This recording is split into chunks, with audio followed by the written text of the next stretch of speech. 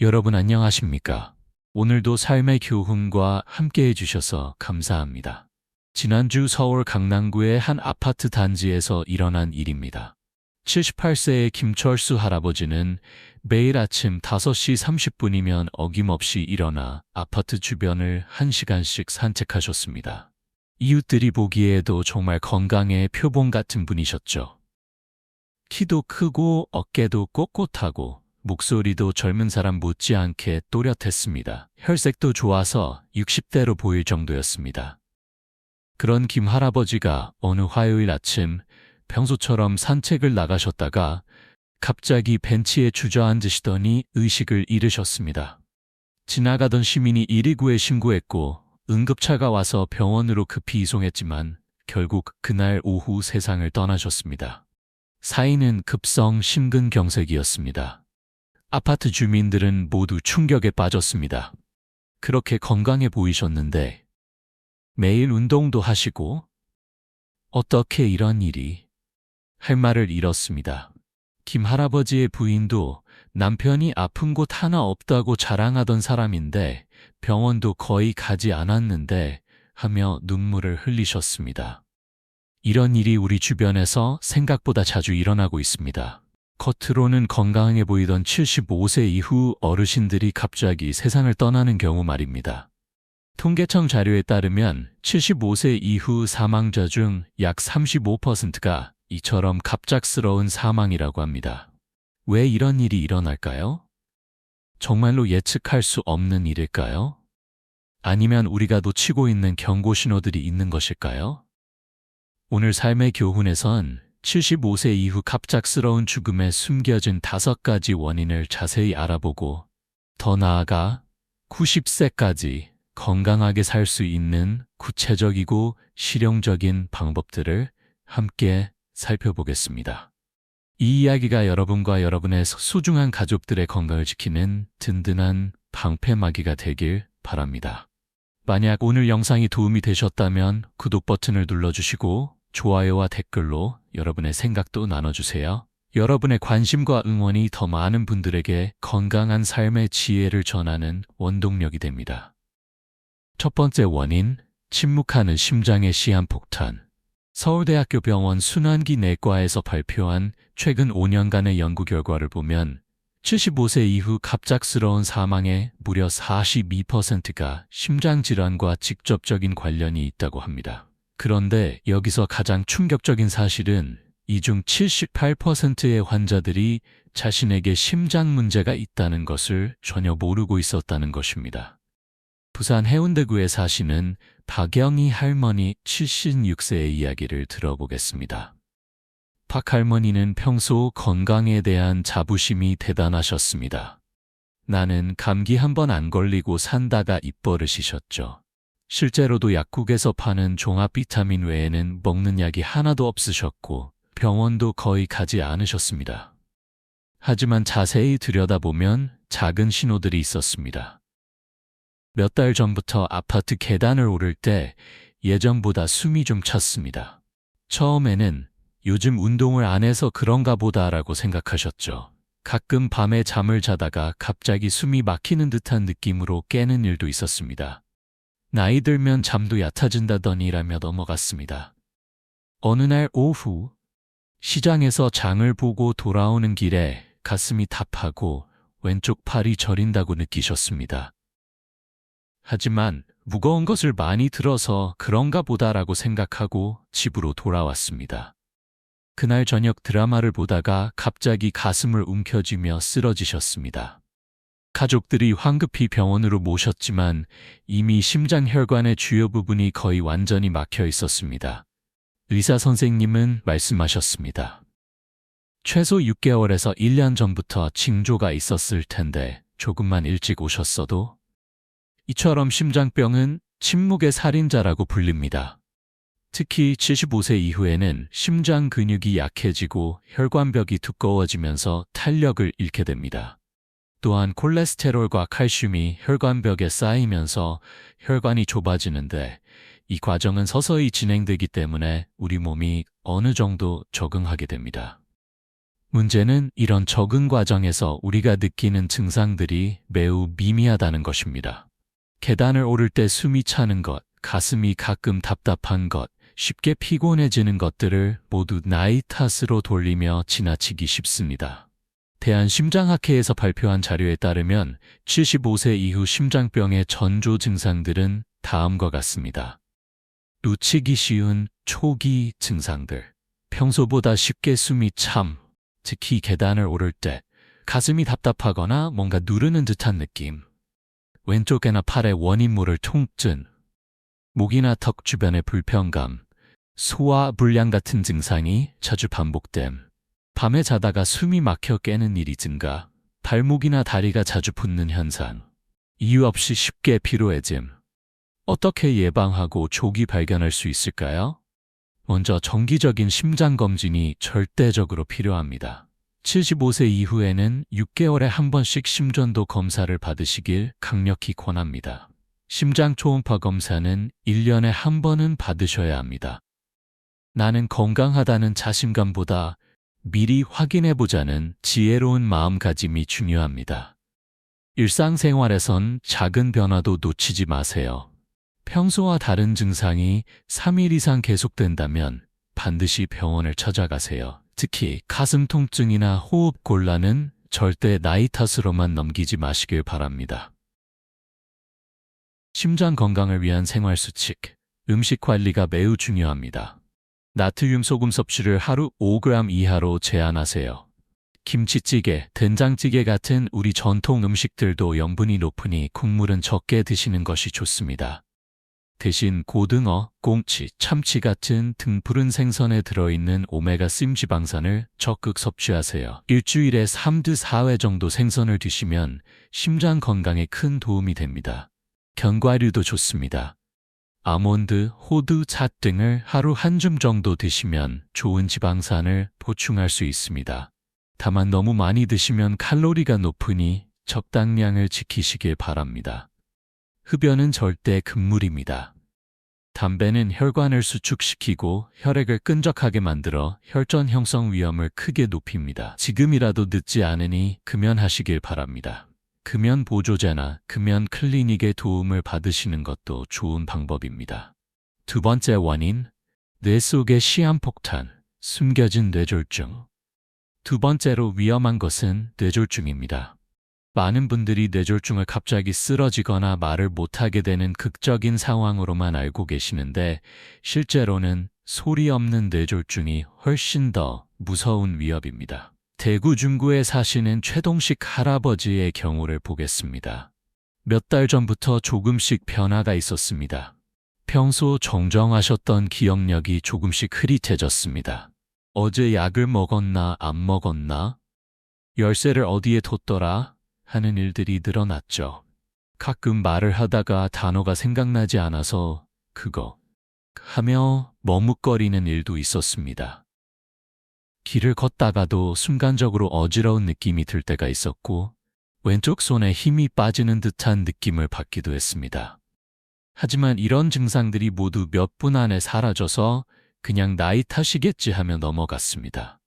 그러던 어느 일요일 아침 화장실에서 세면을 하다가 갑자기 쓰러지셨습니다. 가족들이 발견했을 때는 이미 의식을 잃은 상태였습니다. 응급실로 급히 이송되어 CT와 MRI 검사를 받았더니 뇌의 여러 부분에 작은 경색들이 발견되었습니다. 의사 선생님의 설명에 따르면 몇 개월 동안 작은 뇌졸중들이 반복적으로 일어났고 마침내 큰 뇌졸중으로 이어진 것이라고 했습니다. 만약 초기 증상들을 놓치지 않고 치료를 받았다면 충분히 예방할 수 있었던 상황이었습니다. 뇌졸중의 전조 증상들. 뇌졸중의 무서운 점은 전조 증상이 매우 미묘하다는 것입니다. 의학 용어로는 일과성 허혈 발작이라고 하는데 이는 뇌혈관이 일시적으로 막혔다가 다시 뚫리는 현상입니다. 증상이 잠깐 나타났다가 사라지기 때문에 많은 분들이 괜찮아졌네 하며 지나치게 됩니다. 놓치기 쉬운 초기 신호들. 한쪽 팔다리에 일시적으로 힘이 빠짐, 말이 어둔해지거나 단어가 생각나지 않음, 갑자기 어지럽거나 비틀거림, 시야가 흐려지거나 이중으로 보임, 갑작스러운 심한 두통, 얼굴 한쪽이 처지는 느낌, 걸음걸이가 불안정해짐, 기억력이나 판단력의 급격한 저하.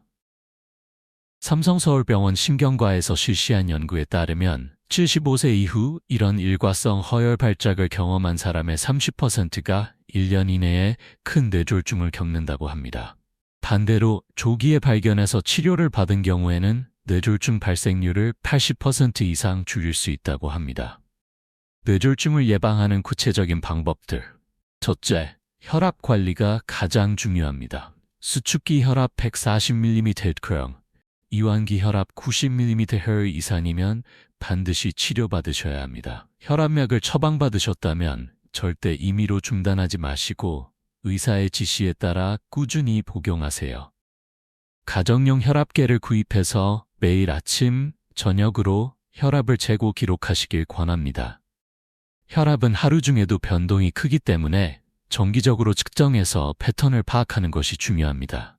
혈압이 갑자기 평소보다 20mm로 높아지거나 낮아진다면 즉시 병원을 찾아가세요. 둘째, 당뇨병 관리도 필수적입니다.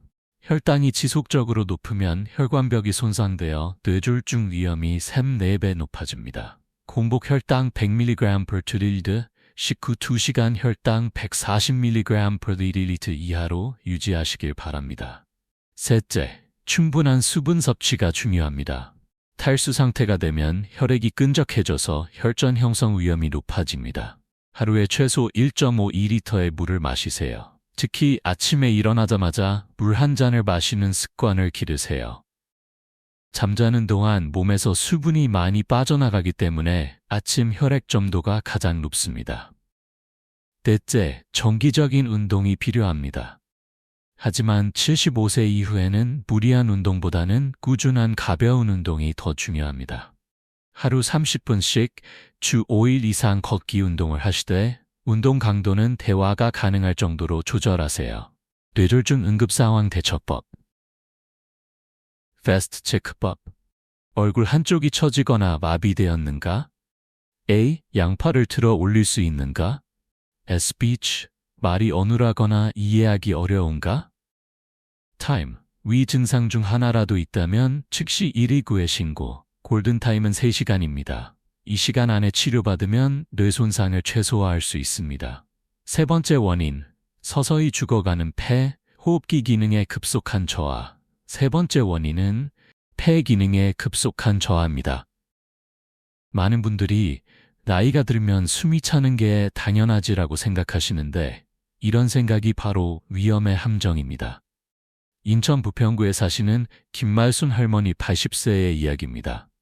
김 할머니는 평생 담배를 피우지 않으셨고 큰 병 없이 지내셨습니다.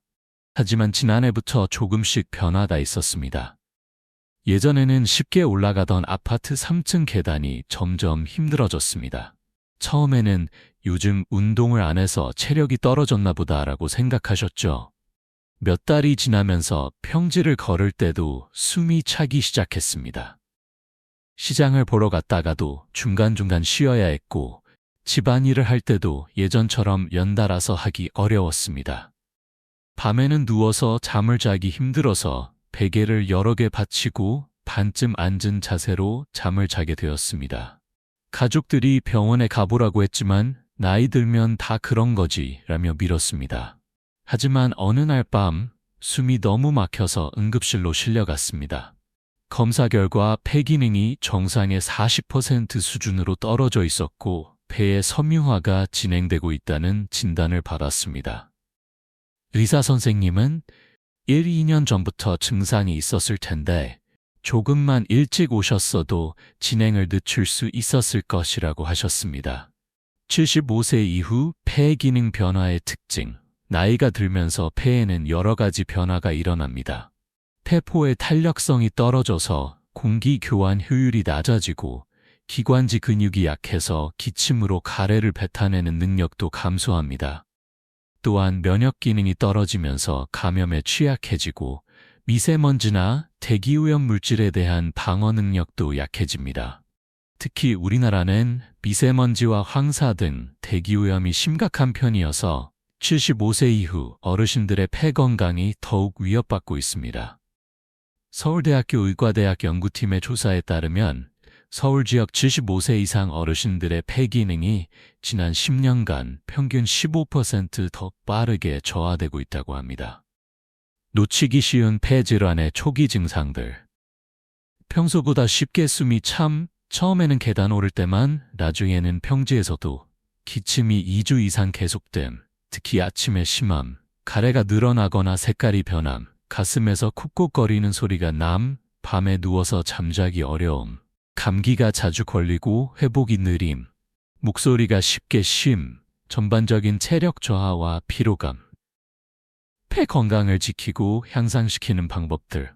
첫째, 금연이 절대 필수입니다. 담배는 폐포를 직접 파괴하고 기관지에 만성염증을 일으킵니다. 75세에 금연해도 늦지 않습니다. 금연 1년 후에는 폐 기능이 10-15% 향상되고 감염 위험도 크게 줄어듭니다. 간접 흡연도 피해야 합니다. 가족 중에 흡연하는 분이 있다면 반드시 집 밖에서 피우도록 부탁하세요.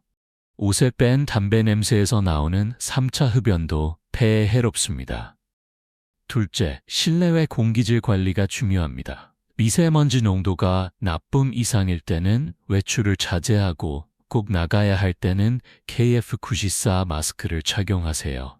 집안에서는 공기청정기를 사용하고 하루에 2번 이상 환기를 시켜주세요.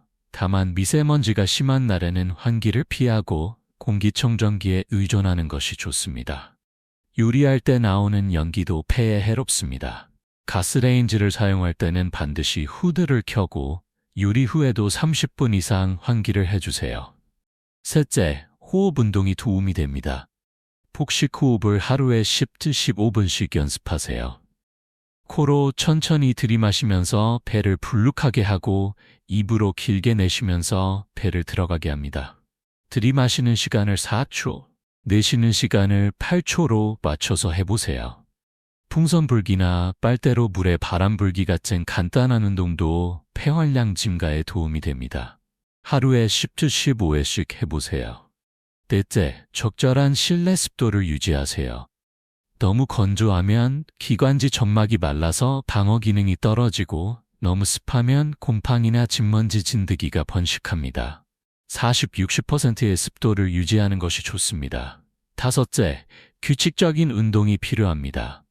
유산소 운동은 폐 기능 향상에 가장 효과적입니다. 하루 30분씩 주 5일 이상 걷기, 수영, 자전거 타기 등을 하세요. 처음에는 5-10분부터 시작해서 점차 늘려가시길 바랍니다. 네 번째 원인, 보이지 않는 영양실조와 근육 손실. 네 번째 원인은 많은 분들이 예상하지 못하는 영양실조입니다. 요즘 같은 풍요로운 시대에 영양실조가 무슨 말인가 하실 수도 있지만 75세 이후 어르신들 중에는 겉으로는 건강해 보이지만 심각한 영양 부족과 근육 손실 상태에 있는 분들이 의외로 많습니다. 경기도 수원시에 혼자 사시는 정광수 할아버지의 경우를 보겠습니다. 3남 2녀의 자녀를 두셨지만 모두 서울이나 다른 지역에서 바쁘게 살고 계십니다. 정 할아버지는 자식들에게 부담 주고 싶지 않다며 혼자서 모든 것을 해결하려고 하셨습니다. 처음에는 열심히 요리도 하고 균형 잡힌 식사를 하려고 노력하셨습니다. 하지만 점점 요리하는 것이 귀찮아졌습니다. 한 사람 먹을 것을 준비하기가 번거롭고 만들어 놓으면 남는 것이 많아서 결국 버리게 되는 일이 반복되었습니다. 그러다 보니 점점 간편한 음식들로 때우게 되었습니다. 아침에는 식빵 1-2조각에 우유, 점심에는 라면이나 김밥 하나, 저녁에는 도시락을 사 먹거나 죽 한 그릇으로 때우는 시기였습니다. 가끔 자녀들이 반찬을 해다 주기도 했지만 입맛이 없어서 조금씩만 드시곤 했습니다. 몇 달 후 정 할아버지는 자꾸 넘어지고 감기도 자주 걸리기 시작했습니다. 계단을 오르기도 힘들어 하셨고 예전에는 쉽게 들던 물건들도 무겁게 느끼셨습니다. 걱정된 큰아들이 병원에 모시고 갔더니 심각한 단백질 부족과 각종 비타민 결핍 상태였습니다. 체중도 6개월 사이에 8kg이나 줄었고 근육량도 크게 감소해 있었습니다. 의사 선생님은 지금 상태로는 면역력이 크게 떨어져 있어서 작은 감염이나 사고에도 큰 위험이 될 수 있다고 경고하셨습니다. 75세 이후 영양 상태가 나빠지는 이유들.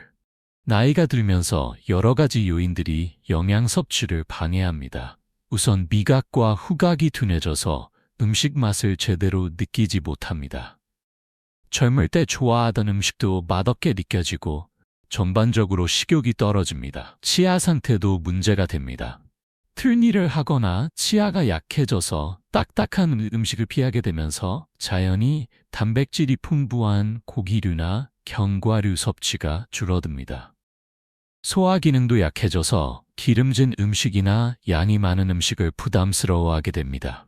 또한 혼자 사시는 분들의 경우 식사 준비가 귀찮아서 대충 때우는 경우가 많고 경제적 부담 때문에 값비싼 단백질 식품을 피하는 경우도 있습니다. 우울감이나 외로움 때문에 식욕을 잃는 경우도 많습니다. 영양실조의 위험 신호들. 6개월 내에 의도하지 않은 체중 감소 5% 이상, 근육량과 근력의 현저한 저하, 상처가 잘 낫지 않음, 감기나 감염에 자주 걸림, 만성 피로감과 기력 저하, 머리카락이 쉽게 빠지거나 푸석해짐, 손톱이 약해지거나 갈라짐, 혈압이 자주 변동함, 어지럼증을 자주 느낌. 올바른 영양 섭취를 위한 구체적인 방법들. 첫째, 단백질 섭취가 가장 중요합니다. 75세 이후에는 근육량 유지를 위해 체중 1kg당 1.2.5g의 단백질이 필요합니다. 70kg면 하루에 84, 105g의 단백질을 섭취해야 합니다. 동물성 단백질과 식물성 단백질을 골고루 드세요. 생선, 닭고기, 계란, 두부, 콩류를 매 끼니마다 포함시키시길 바랍니다. 특히 생선은 일주일에 3, 4회 드시면 좋은 단백질과 오메가3를 동시에 섭취할 수 있습니다. 치아가 불편하시다면 생선살을 발라서 드시거나 닭고기를 푹 삶아서 부드럽게 만들어 드세요. 계란찜이나 계란죽도 좋은 대안입니다. 둘째, 비타민과 미네랄 보충이 필요합니다. 특히 비타민 D, 비타민 B12, 칼슘, 철분이 부족하기 쉽습니다. 비타민 D는 햇볕을 쬐는 것이 가장 좋지만 겨울철이나 외출이 어려운 경우에는 비타민 D가 강화된 우유나 영양제를 활용하세요. 비타민 B12는 주로 동물성 식품에 들어있으므로 생선이나 고기 섭취가 줄어든다면 영양제 복용을 고려해보세요. 칼슘은 뼈 건강을 위해 매우 중요합니다. 우유, 치즈, 요구르트 같은 유제품이나 멸치, 뼈째 먹는 생선, 두부, 깨 등을 자주 드세요. 셋째, 소량 다빈도 식사를 실천하세요. 한 번에 많이 먹기보다는 하루 오후 6번에 나누어 조금씩 드시는 것이 소화에도 좋고 영양 흡수에도 효과적입니다. 아침, 점심, 저녁 사이사이에 건강한 간식을 드세요. 견과류, 요구르트, 과일, 삶은 계란 등이 좋습니다. 특히 운동 후에는 단백질이 풍부한 간식을 드시면 근육 회복에 도움이 됩니다. 넷째, 충분한 수분 섭취를 하세요. 나이가 들면 갈증을 잘 느끼지 못하게 되어 탈수 위험이 높아집니다. 하루에 최소 1.52리터의 물을 마시되 신장 질환이 있으시다면 의사와 상담 후 적절한 양을 정하세요. 물이 부담스럽다면 보리차, 둥글레차 같은 무카페인 차를 드시거나 국이나 찌개의 국물을 통해서도 수분을 보충할 수 있습니다. 근감소증 예방법. 75세 이후에는 근감소증 예방이 매우 중요합니다. 근감소증은 단순히 근육량이 줄어드는 것이 아니라 근력과 근기능까지 떨어지는 상태를 말합니다. 근감소증이 진행되면 낙상 위험이 크게 높아지고 골절이 생겼을 때 회복도 어려워집니다.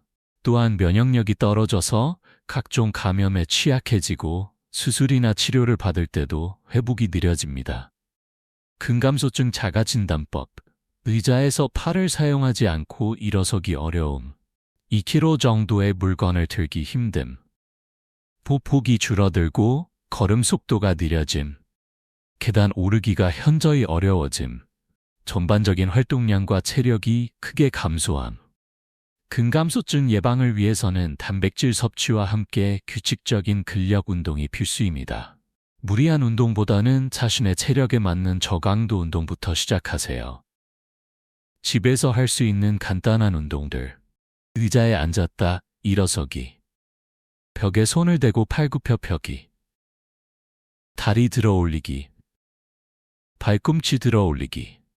이런 운동들을 주 3회 이상 하루 15-20분씩 하시면 근육량 감소를 늦추고 근력을 유지하는 데 도움이 됩니다.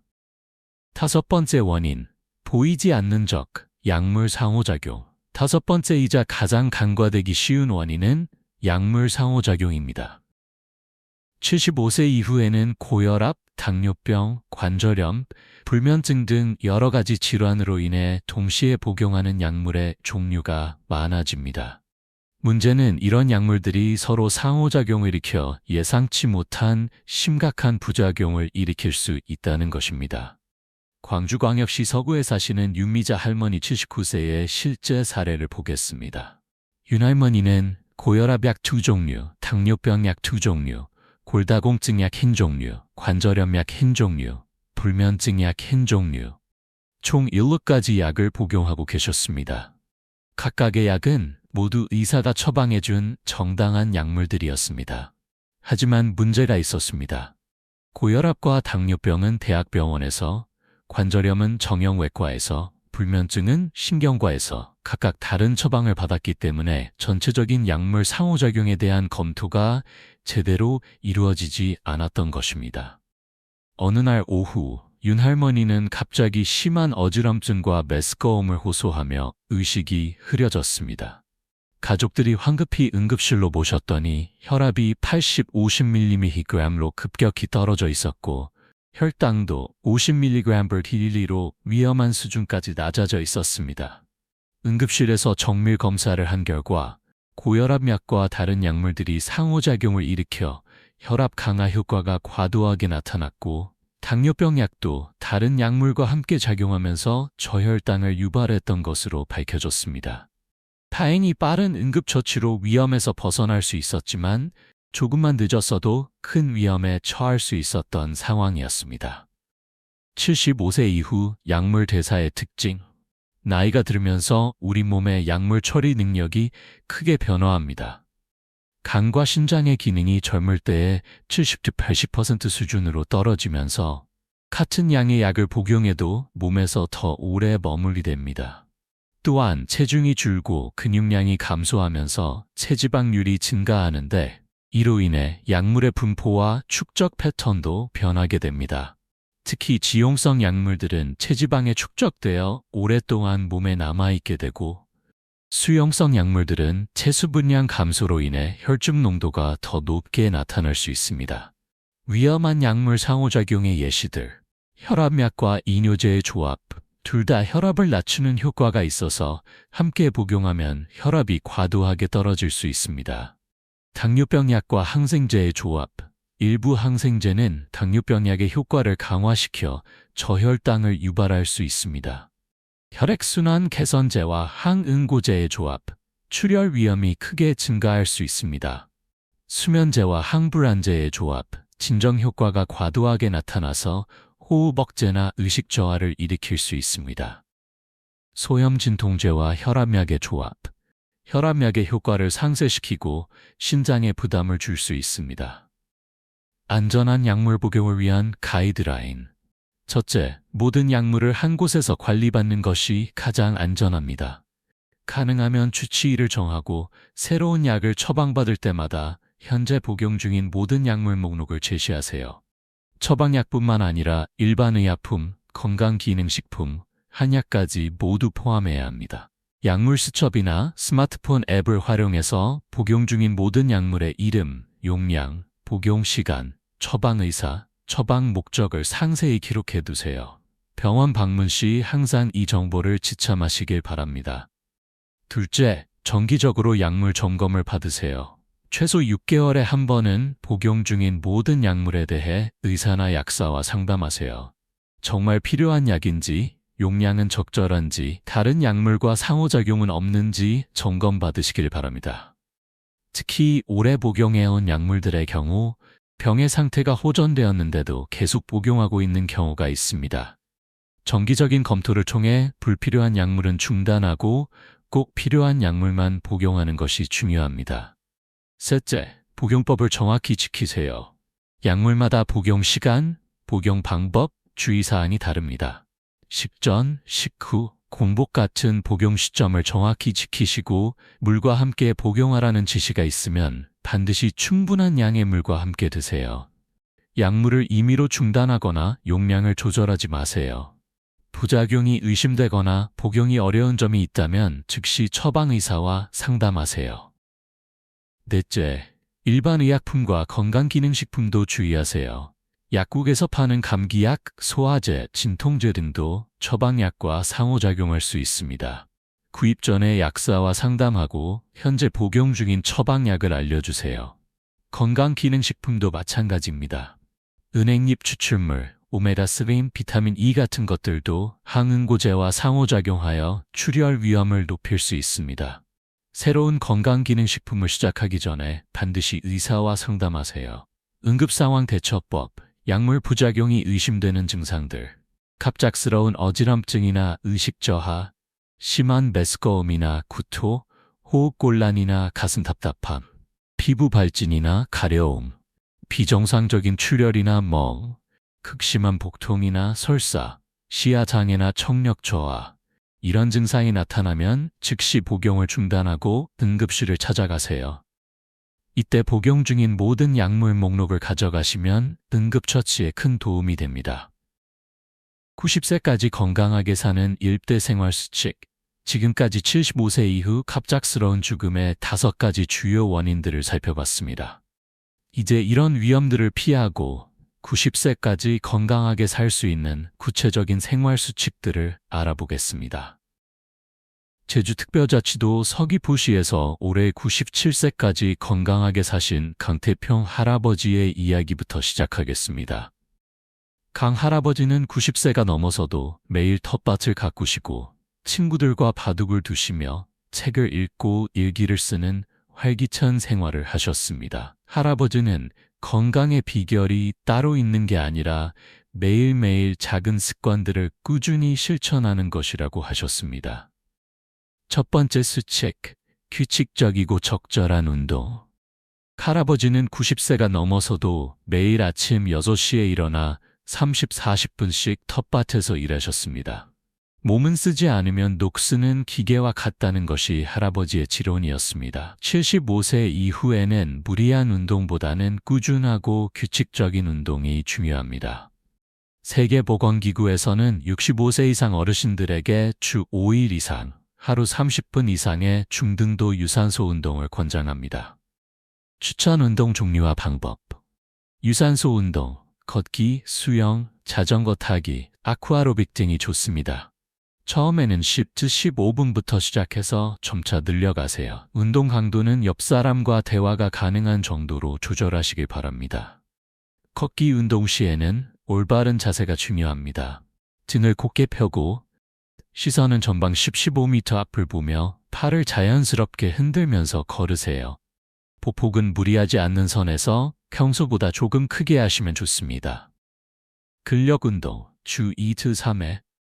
각 운동을 10-15회씩 2-3세트 실시하세요. 무게를 이용한 운동보다는 자신의 체중을 이용한 운동이 안전합니다. 집에서 할 수 있는 간단한 근력 운동. 의자 스쿼트. 의자에 앉았다 일어서기를 반복. 벽 팔굽혀 펴기. 벽에 손을 대고 팔굽혀 펴기. 종아리 들어 올리기. 발꿈치를 들어 올려 종아리 근육 강화. 계단 오르내리기. 안전한 계단에서 천천히 오르내리기. 균형 감각 운동. 낙상 예방을 위해 균형 감각을 기르는 운동도 중요합니다. 한 발로 서기, 일직선으로 걷기, 태극권 같은 운동들이 도움이 됩니다. 운동 시 주의사항. 운동 전후에는 반드시 50분간 준비 운동과 정리 운동을 하세요. 갑작스러운 운동은 관절이나 근육에 무리를 줄 수 있습니다. 심장병, 관절염, 골다공증 등의 질환이 있으시다면 운동을 시작하기 전에 반드시 의사와 상담하세요. 개인의 건강 상태에 맞는 운동 계획을 세우는 것이 중요합니다. 날씨가 너무 덥거나 추울 때는 실내에서 할 수 있는 운동으로 대체하세요.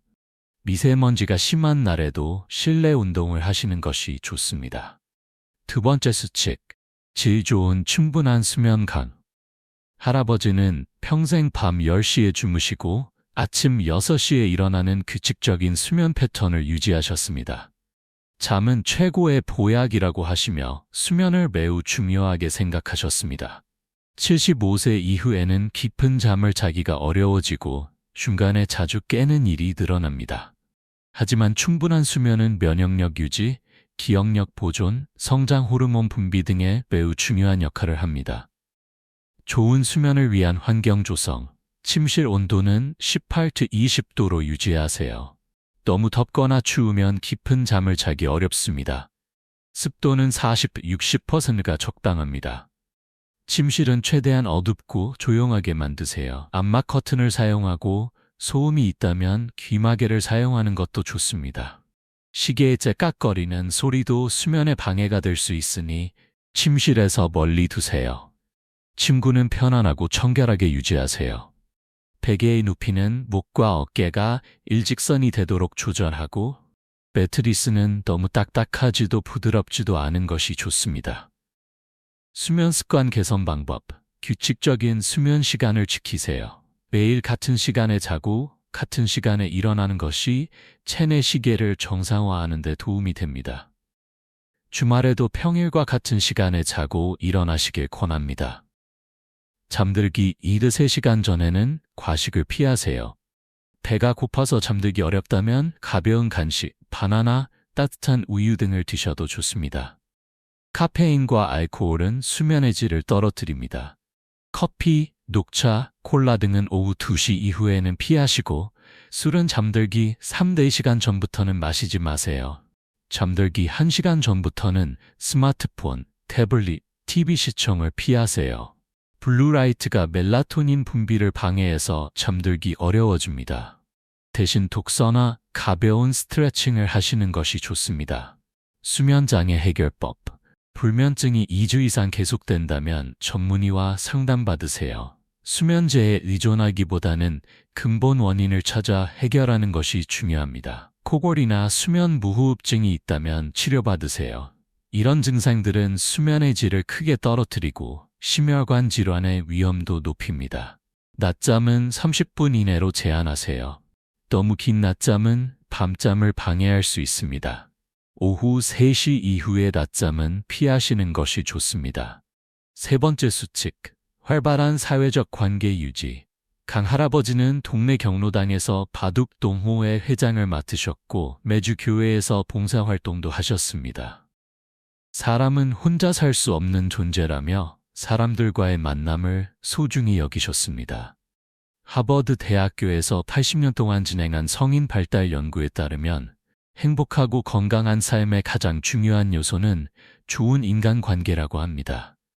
특히 75세 이후에는 사회적 고립이 건강에 미치는 악영향이 흡연만큼이나 심각하다는 연구 결과도 있습니다.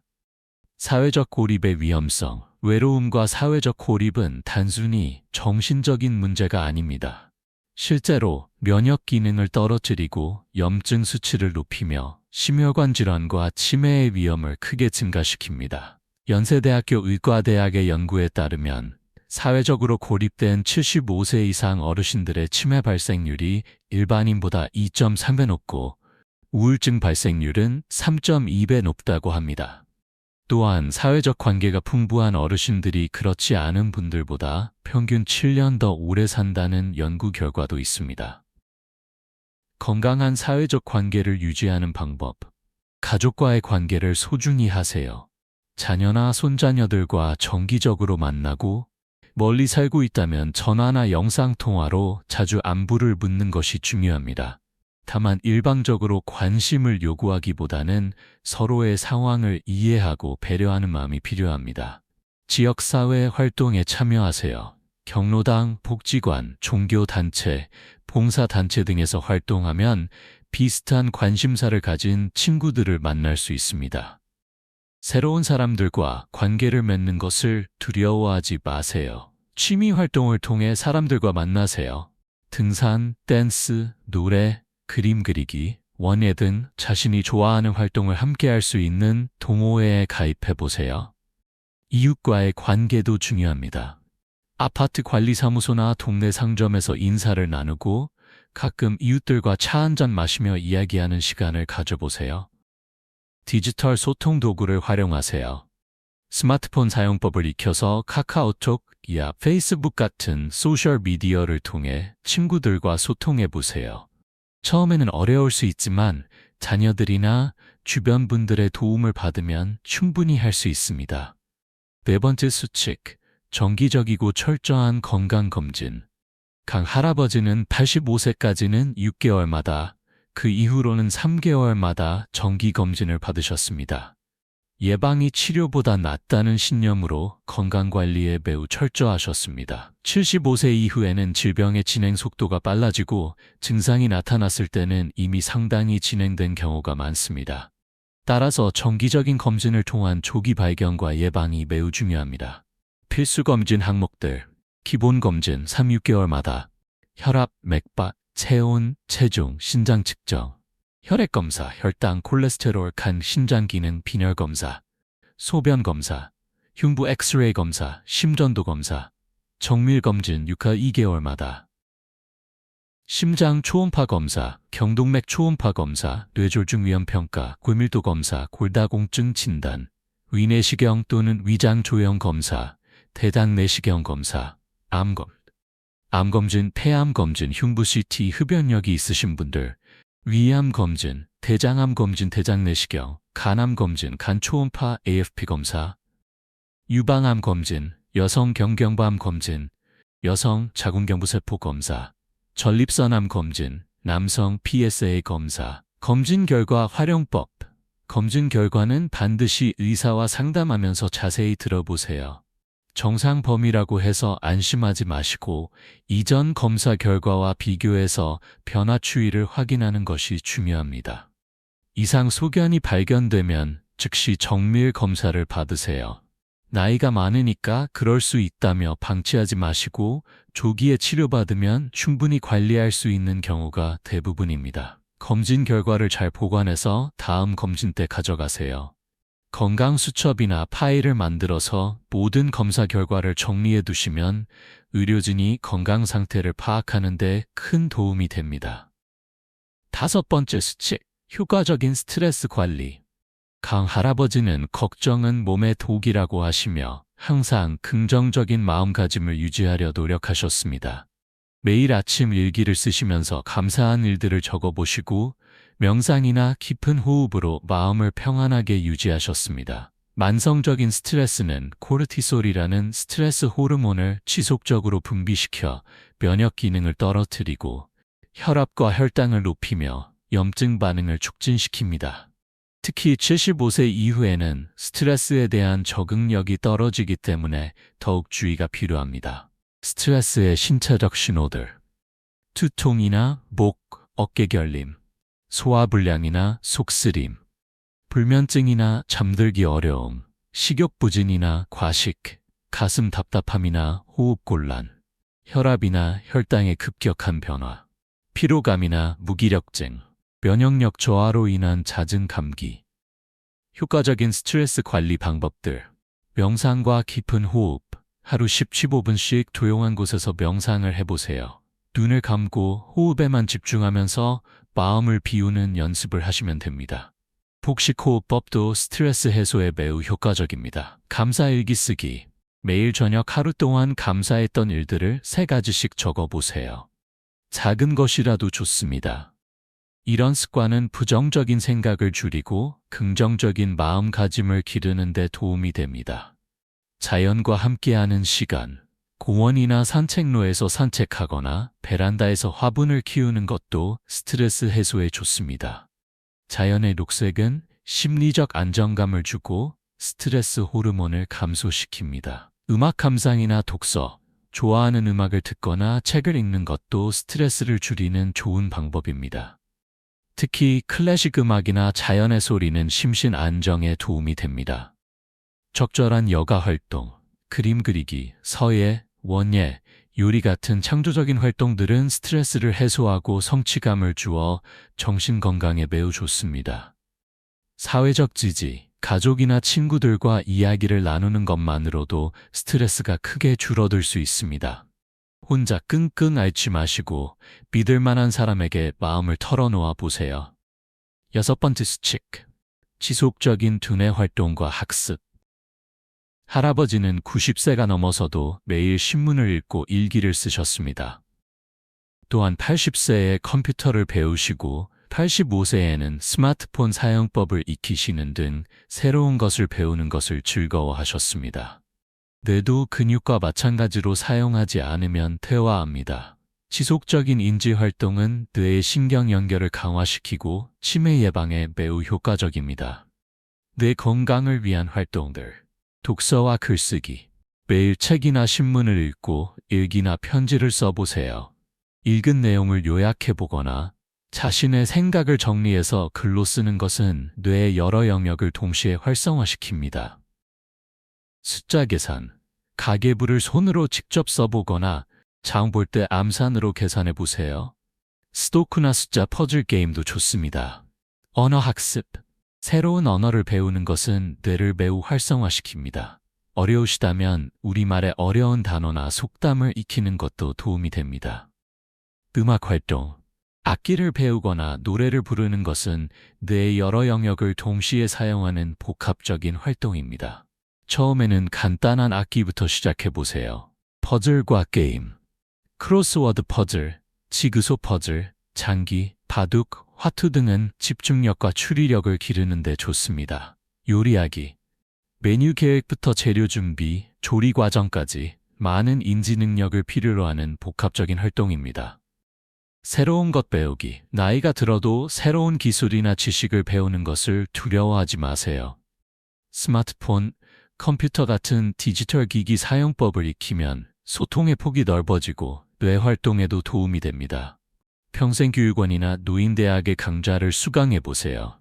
새로운 사람들과 만나면서 학습하는 것은 사회적 관계 형성에도 도움이 됩니다. 취미 활동을 통해 새로운 기술을 익혀보세요. 그림 그리기, 사진 찍기, 원예 같은 활동들도 창의력과 집중력을 기르는 데 좋습니다.